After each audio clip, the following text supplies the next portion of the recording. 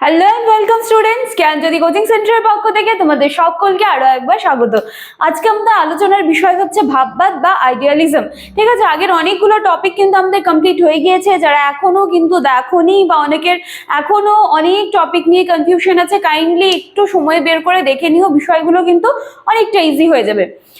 তোমাদের এক্সাম কিন্তু আর বেশি দেরি নেই। তো এরকম অবস্থায় তোমরা যদি জ্ঞানজ্যোতি কোচিং সেন্টারের সাথে যোগাযোগ করতে চাইছো, সেটা নোটসের জন্য হতে পারে বা হতে পারে নোটস এবং সাথে ক্লাসেসের জন্য, তার জন্য কিন্তু তোমরা আমাদের সাথে যোগাযোগ করে নিতে পারো।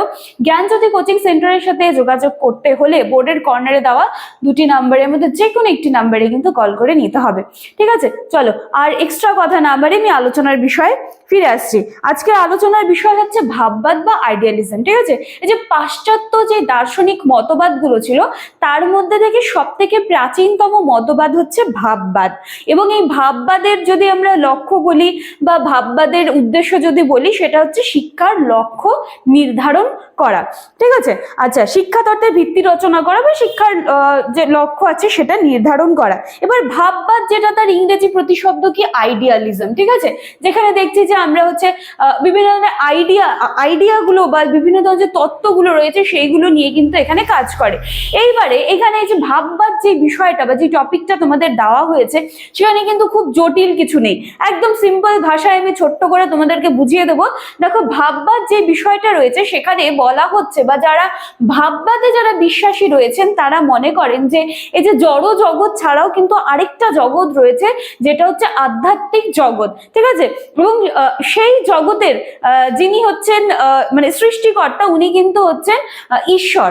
ঠিক আছে, এবং মানব সত্তাকে যদি উপলব্ধি করতে হয় তাহলে কিন্তু আমাদের সকলকে সেই ঈশ্বরের আরাধনা করতে হবে এবং উনাকে কিন্তু উপলব্ধি করতে হবে।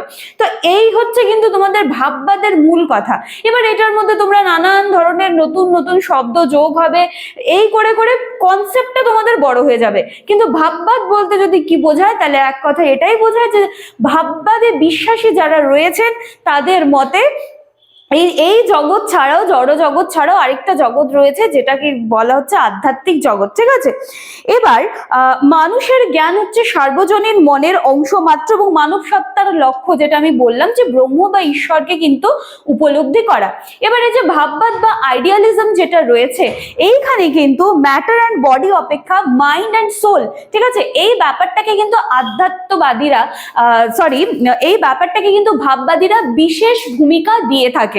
ঠিক আছে, তো দেখো যতই আমরা এখন এই ভাববাদ নিয়ে আলোচনা করব, এখানে কিন্তু নিত্য নতুন শব্দ যোগ হতে থাকবে এটাকে আরেকটু বিশ্লেষণ করানোর জন্য।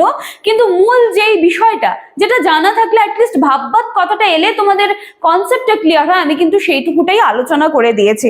ঠিক আছে, এছাড়া আমি কিছু একটু বলে দিই যে শিক্ষাক্ষেত্রে ভাববাদকে যারা প্রয়োগ করেছেন তারা হচ্ছেন প্লেটো, কমেনিয়াস, কান্ট, ফ্রয়েবেল, রবীন্দ্রনাথ ঠাকুর, গান্ধীজি, বিবেকানন্দ প্রমুখেরা। ঠিক আছে, তো দেখো আমি জাস্ট কিন্তু কনসেপ্টটুকু ক্লিয়ার করে দিলাম এবং এর পরের দিনে যে শিক্ষায় এর প্রভাব, ঠিক আছে, শিক্ষায় ভাববাদের প্রভাব, এটা তোমাদের ইম্পর্টেন্ট আছে, আমি সেটা আলোচনা করে দেব। তো আমি শুরুতেই বললাম, দেখো বলতে গেলে সেই কনসেপ্টকে বাড়িয়ে অনেক বড় কিছু করে বলা যায়, কিন্তু যখন একটা সিম্পল সহজ কিছু কথায় যদি সেই কনসেপ্টটা ক্লিয়ার করে দেওয়া যায়, এর থেকে বেটার আর কি হতে পারে।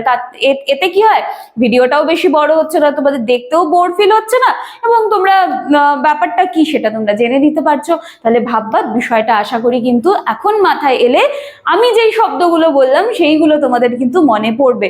ঠিক আছে, তো এই ছিল হচ্ছে ভাববাদ বা আইডিয়ালিজম, যেটাই জটিলতা কিন্তু একদম নেই, ভীষণ সহজ, ভীষণ সুন্দর। পরের দিনে আমরা এর শিক্ষার প্রভাবগুলো আলোচনা করব এবং প্রয়োজন হলে আমি এর মূল নীতিগুলোও কিন্তু আলোচনা করে দেবো। চলো, আচ্ছা এই ক্লাসটা এতখানি থাকছে, দেখা হচ্ছে নেক্সট দিনের ক্লাসে। Thank you.